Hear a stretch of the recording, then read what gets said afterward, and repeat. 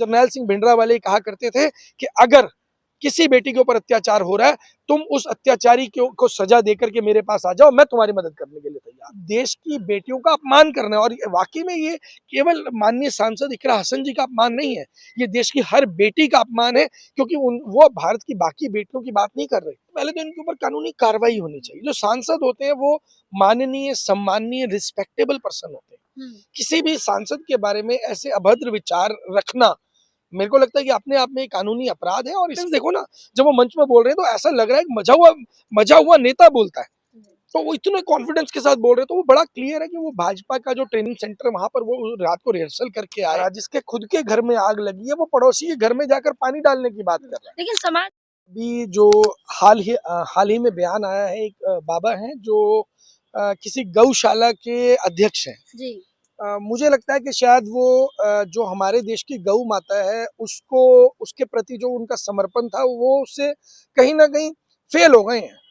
और आज जब हमारे जो शंकराचार्य जी हैं उन्होंने भी ये बात बोली कि जो गाय मर रही है आज यूपी के अंदर, और जितना वध गऊ का आज की तारीख में हो रहा है उतना कभी नहीं हुआ। जब से देश आजाद हुआ तब से लेकर आज तक इतना गौ वध कभी नहीं हुआ था। जितना गौ मांस आज एक्सपोर्ट किया जा रहा है इतना कभी नहीं हुआ था। और सबसे बड़ी बात, ये हिंदू हितैषी सरकार है जो गौ मांस को कटवा रही, गौ वंश को कटवा रही है और उसका मांस जो है वो बेचने का काम कर रही है। लेकिन अब बात ये आती है कि ये लोग आकर के और माननीय सांसद जी जो इकरा हसन जी उनके बारे में बात करते हैं। सबसे पहले तो इनके ऊपर कानूनी कार्रवाई होनी चाहिए। जो सांसद होते हैं वो माननीय, सम्माननीय, रिस्पेक्टेबल पर्सन होते हैं। किसी भी सांसद के बारे में ऐसे अभद्र विचार रखना, मेरे को लगता है कि अपने आप में एक कानूनी अपराध है, और इसके ऊपर तुरंत जो है वो कार्रवाई होनी चाहिए। और जिस तरीके से उन्होंने बोला कि किसी गुजर के साथ शादी कर लो, जी, जैसे उन्होंने बोला किसी गुजर से शादी कर लो, या आपको 3 तलाक नहीं 3 बार वो निकाह कबूल है नहीं कहना पड़ेगा, हलाला से बच जाएंगी, ये सब शब्द जो वो यूज कर रहे हैं, मैं उनको ये पूछना चाहूंगा कि आप भारत में जो बाकी बेटियां हैं, क्या उनको आप बेटी या बहन नहीं मानते? उन्नाव की जो बेटी जो आज धक्के खा खा कर चौक दरवाजे खटखटा रही है अपने न्याय के लिए, क्या आप उसके साथ नहीं है? आप उसकी आवाज नहीं उठा सकते? या हाथरस की वो बेटी जिसको आधी रात को संस्कार कर दिया गया, माँ बाप को उस बेटी का चेहरा तक नहीं देखने दिया, आप उस बेटी के साथ नहीं है?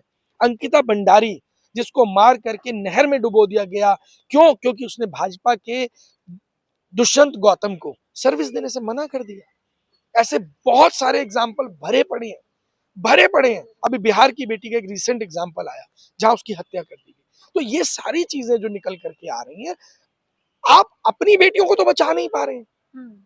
जिनको आप हिंदू कहते हैं उन बेटियों को आप बचा लीजिए, पहले तो उनको आप संभालिए ना, कि उनके ऊपर अत्याचार बंद हो, तो उसके बाद आप बात करना कि उनको निकाह के लिए क्या एक्सेप्ट करना पड़ेगा, क्या नहीं करना पड़ेगा।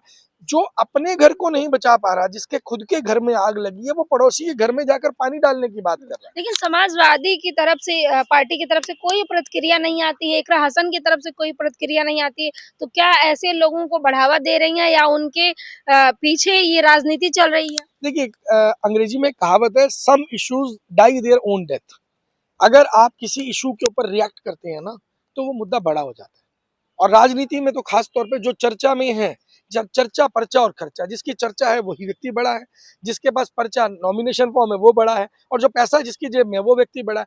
अब यहाँ पर ये बाबा जी के पास तीनों में से कुछ भी नहीं है, तो अब ये खुद को बड़ा करना चाहते हैं चर्चा करके। तो इकरा हसन जो माननीय सांसद महोदय हैं, तो मुझे लगता है कि उन्होंने अभी तक रिप्लाई क्यों नहीं दिया, वो देना भी नहीं चाहिए। क्योंकि जो समझदार लोग होते हैं, इंटेलिजेंट लोग होते हैं, उनको इन सब से कोई लेना देना नहीं होता। ठीक है, बहुत लोग बोलते हैं पीठ पीछे, बहुत लोगों की आदत होती है बुराई करने की, और बड़े लोगों को अपनी प्रोडक्टिविटी पे फोकस करना चाहिए, और इसीलिए वो लोग बड़े होते हैं, इसीलिए वो सांसद हैं आज, इसीलिए बड़े लोग और बड़े हो जाते हैं, क्योंकि वो अपनी प्रोडक्टिविटी पे, अपने काम के ऊपर फोकस रखते हैं, और खास तौर पर राजनीति में। और इस तरीके के लोग जो शोषागिरी का काम करते हैं, छिछोरापन दिखाते हैं, मतलब ये चीजें मुझे लग रहा है कि इनको ये सब करने की जगह ये धरना देते, जहां गौ वध किया जा रहा है, या योगी आदित्यनाथ के घर के बाहर धरना देते, या नरेंद्र मोदी के घर के बाहर धरना देते, या उन्नाव में जो कुलदीप सिंह सेंगर है उसके मुंह पर चांटा मारते, तब मैं मानता कि हाँ, ये हिंदू धर्म की बेटियों की फेवर की बात कर रहे हैं। हिंदू धर्म में जो गौवध किया जा रहा है उसको बचाने का प्रयास करें, हिंदू धर्म को बचाने की कोशिश कर रहे हैं। लेकिन ऐसे लोगों को हिम्मत कहाँ से आती है? कोई कार्यवाही नहीं, कोई एफआईआर दर्ज नहीं। नहीं, वो कार्रवाई तो नहीं होगी। वो तो देखो, मैंने अक्सर वीडियो में बोला है, ये सब लोग भाजपा के हेड ऑफिस से पहले परमिशन लेके आते हैं, वहाँ रात को रिहर्सल करते हैं ये लोग। मुझे रिहर्सल का टाइम वाइम सारा पता है, सारे कमरे पता है कहाँ रिहर्सल होती है। वहां पर ये रिहर्सल करते हैं 10 बार, 20 बार, 50 बार। उनका कॉन्फिडेंस देखो ना, जब वो मंच में बोल रहे हैं तो ऐसा लग रहा है कि मजा हुआ नेता बोलता है।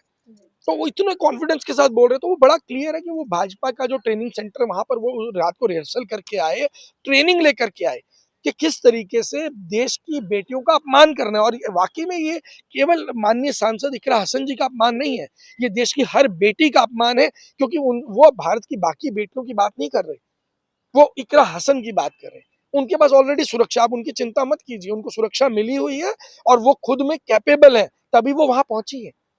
लेकिन वो देश की बेटियां जो बाकी सभी वर्गों से आती हैं, चाहे हिंदू, मुस्लिम, सिख, ईसाई किसी भी वर्ग से आती हो, मुझे लगता है कि उनके लिए आपको काम करना चाहिए। जैसे संत जरनैल सिंह भिंडरावाले कहा करते थे कि अगर किसी बेटी के ऊपर अत्याचार हो रहा है, तुम उस अत्याचारी को सजा देकर के मेरे पास आ जाओ, मैं तुम्हारी मदद करने के लिए